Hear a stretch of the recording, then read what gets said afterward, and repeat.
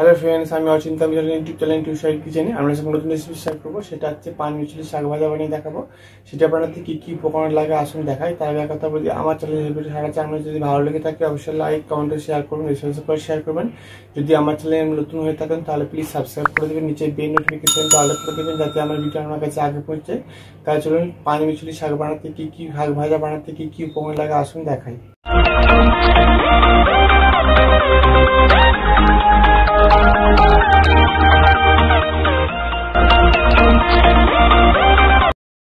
পান মিচুলি শাক রেসিপিটা বানাতে কী উপকরণ লাগে, শাক ভাজা রেসিপিটা বানাতে কী উপকরণ লাগে আসুন দেখিয়ে দিই।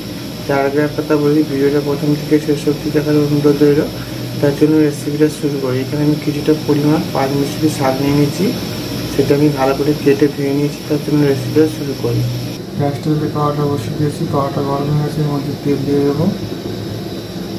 তেলটা গরম হয়ে গেছে, এর মধ্যে আমি পেঁয়াজ লঙ্কা কুচিটা দিয়ে দেবো।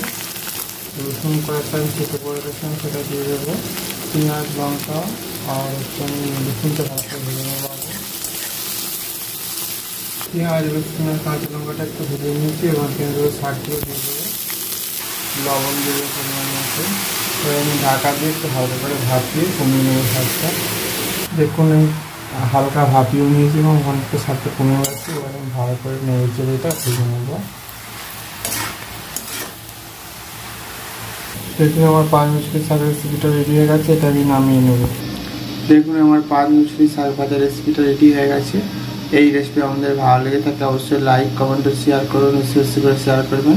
আর প্লিজ সাবস্ক্রাইব করুন, আমাদের পাশে থাকবেন। চলুন তা দেখা হচ্ছে নেক্সট ভিডিওতে। এরকম নতুন ভিডিও পাওয়ার জন্য আমাদের চ্যানেলটাকে অবশ্যই সাবস্ক্রাইব করুন, আমাদের পাশে থাকবেন। তাই চলুন দেখা হচ্ছে নেক্সট ভিডিওতে। আপনারা এই রেসিপিটা অবশ্যই বাড়িতে ট্রাই করবেন, আশা করি খুবই ভালো লাগবে। তাই চলুন দেখা হচ্ছে নেক্সট ভিডিওতে।